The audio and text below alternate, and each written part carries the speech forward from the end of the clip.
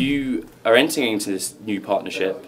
It gives your users the opportunity or access to a new league. It gives a new functionality to DraftKings. But why did you do it? Why is this the next step for DraftKings? So we are trying to really anticipate what the customer wants and provide it for them. And what we hear from our customers is that they would like to be able to experience everything in one place, that sometimes it's hard for them to track down where they watch the games, where they play the fantasy sports games, and having it all in one place makes it easier. So the idea here was to say, look, there's a sport that maybe many of you are familiar with but haven't played before. We have millions of customers, and many of them play basketball, NBA basketball on DraftKings, but none of them really play any other basketball sports that I'm aware of on the fantasy side, and if they do, it's quite rare. But there's no reason why. I think the biggest reason why it hasn't happened is because they can't watch the game so easily. So this is hopefully going to fix that and get all the millions of people playing on DraftKings to try out EuroLeague. Do you think it will bring in a stream of new users? I know that in the past there was a big focus on advertising, that you've said that there doesn't need to be that focus anymore. Is this kind of diversifying the offering a way to bring in new users? So, I mean, that's possible. I think the main goal is really to try to get the existing users to adopt the game and play it, but there might also be a benefit of new users coming in. The thing is, in order to play, well, you can watch one game for free every week, but in order to watch more games, you have to be playing on DraftKings. So it's really meant for the people who are playing the fantasy sports games, and hopefully that'll get some new people to try it out that hadn't before. Is your expectation that there will be a significant boost to revenue, or this is just an early stage of the project at the moment? I think this is really the earliest stage, and what we love about EuroLeague is they're innovative, they like to experiment, they want to try something with a company that's looking to blaze new trails. I think that when you look at where the future is going to be in terms of sport, everyone's already streaming, everyone's already playing fantasy sports. Why not have them in the same place? And I think in general, all of the experiences related to media and gaming are going to be in the same place and more seamlessly accessible to customers. We're trying to prove that out and show that it actually enhances the customer experience, increases engagement, increases revenue, increases participation in new sports. I think if we can demonstrate that, there'll be other sports that'll be eager to work with us in the same way. And that was my next question, that if it is a success with basketball, are there any other sports in the pipeline, perhaps a league outside of the US that you want to bring to that US audience? What's your current thinking with that? I think there's many leagues internationally that are quite popular that would be interested in gaining a U.S. audience.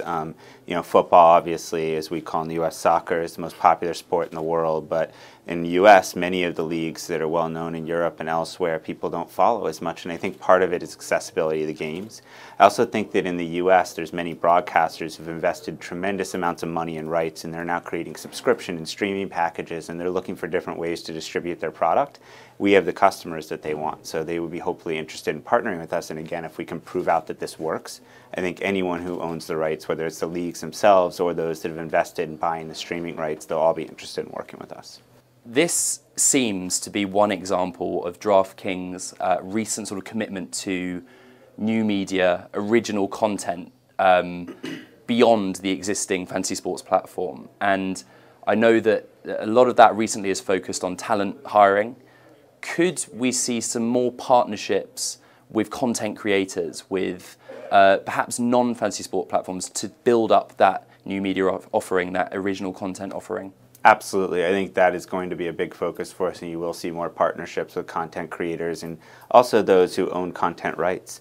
You know, there's this, it's inarguable that there's a link between fantasy sports and content consumption. Every stat you see shows that fantasy sports players want to consume a lot of sports content, and I think it stands to reason if you make it easier and more accessible for them, then they'll want even more of it. This deal and this partnership is focused on the US somewhat, but you've actually seen some quite significant growth outside of the US. Here in Europe, that's mostly in the UK and Germany. In January, you got a license to operate in Malta. So where's the next market for DraftKings, geographically speaking? Is it here in Europe, where there's so many different kinds of sports and leagues? Is it in Asia? What's next? Where are you looking? I think you'll see us expand into more Europe. Australia is a very interesting market that we've started spending a lot of time focused on, and I think that could be one that you'll see us. We've started preliminarily looking at Asia and Latin America. We're still in the early stages of evaluating those opportunities. To date, we've done more work on Europe and Australia, but I think they're very interesting. And even Africa, there's fantasy sports being played throughout many, many parts of Africa. It's a worldwide phenomenon, and I think it's a matter of how quickly we can get everywhere and which countries to go into first, but eventually we'd like to be everywhere in the world. A part of accessing new markets is, of course, understanding and complying with regulation. And in the US, you've been real leaders in not just discussing regulation, but trying to push it forward in terms of consumer protections and things like that. How difficult is it to do that? I mean, not just to push for regulation, but when you're looking at new markets, understand it, comply with it, and present a business case for going there with that in mind? Well, it just takes time. But what we found is that most of the regulators around the world, they've been very much willing to look at this in a different way and say, what does the customer want and how do we get it to them? And people around the world want to play fantasy sports, whether they call them manager games, as they do in many parts of the world, or fantasy sports, they want to play them. More recently, you mentioned the Maltese license in January. That was a great example of where we worked with a regulator to create a completely new set of licensing. Never had licensed controlled skill games before, and dozens of operators within weeks applied for those licenses. So I think it showed it was really a thing that there was pent-up need for, and they've been great, and that allowed us to expand through different parts of the EU so far. And as part of that initiative, you brought on a new chief legal officer in Stanton Dodge, who had a lot of experience in his previous role. When you hired him, you said that part of that was about breaking into new markets. What was the thinking about needing to bring someone like that in? Well, if you look at what he and, of course, Charlie Ergen at Dish did, they did the same thing we're trying to do. They created new industries that came with new regulations. They had to work with lawmakers. They had to focus on how do I both innovate at the same time and educate regulators and lawmakers so that that innovation is possible. And I love the way that he and I think all great people in this space look at it. They say, how do we allow the business to move forward and innovate? How do we create a road and a path to do that? And he's proven it. He's done it for decades at Dish, and I think that he's pretty excited about, and we're pretty excited about having him do it at DraftKings. At home in the US, one of your big partners for looking at regulation was, of course, Fanjul. Mm-hmm. It's well documented that that deal was left behind. Two questions. The first is, was it a missed opportunity? Is it something that could come back onto the table at some point? And the second being, will that relationship when it comes to regulation continue? I definitely think that it was a missed opportunity, and it could have accelerated everybody, could have made the customer experience in the short term at least better.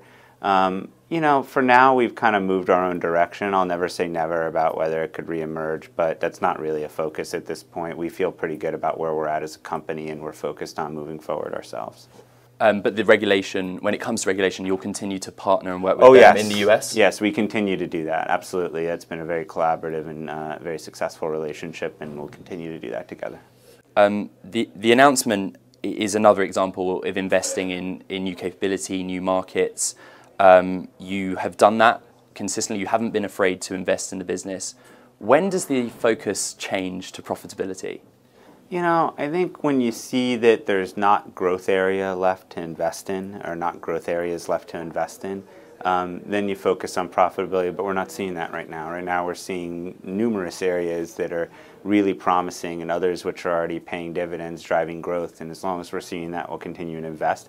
It doesn't mean that parts of the business won't be profitable, so I think the core US DFS business is going to start moving more and more towards profitability, but I think the overall business between international expansion, product expansion, the media initiatives that we've talked about, there's just so much more room to grow there. And in January, you went through some interesting capital raising with some big name investors, but then later on in the summer, you said, you know what, we're pretty well capitalized. What's the picture now in terms in that sense? We don't need capital at the moment, but we're always interested in bringing in investors that can be helpful. So I think you might see us poking around and talking to people in the next 6 to 12 months, but we don't need it at the moment, so it'll be more opportunistic than anything. NFL season, I understand this announcement focused on basketball, but we are halfway through the NFL season.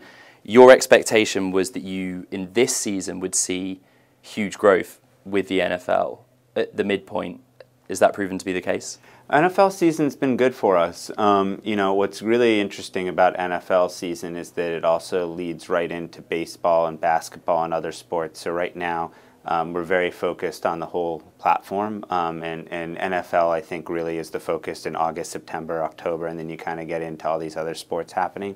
So NFL has been great so far, but at the moment, we think that NFL is probably going to be the best source of new customers, but we're actually thinking that some of the other sports that we have might yield better growth. Interesting. And I mean, you've talked about all of the opportunities around the world, Australia, Africa.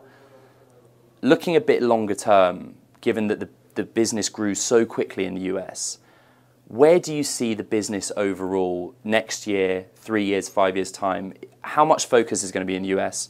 How much focus will be in new markets, outside of the US? I think the U.S. will continue to be a pretty significant focus. It's still the vast majority of our revenue.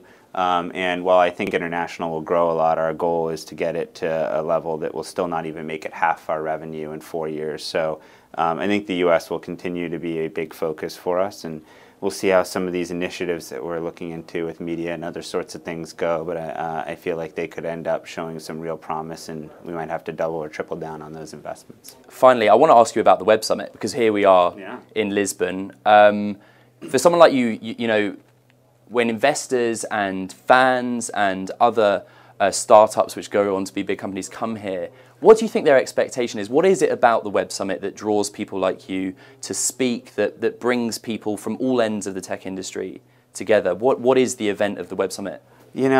It's all the people here, and I know that you're asking why do the people here come, so it's sort of like a circular question, but it's built over the years. It's sort of like, the big conferences around the world that all have developed, and you look at the list and it's just an A list of people.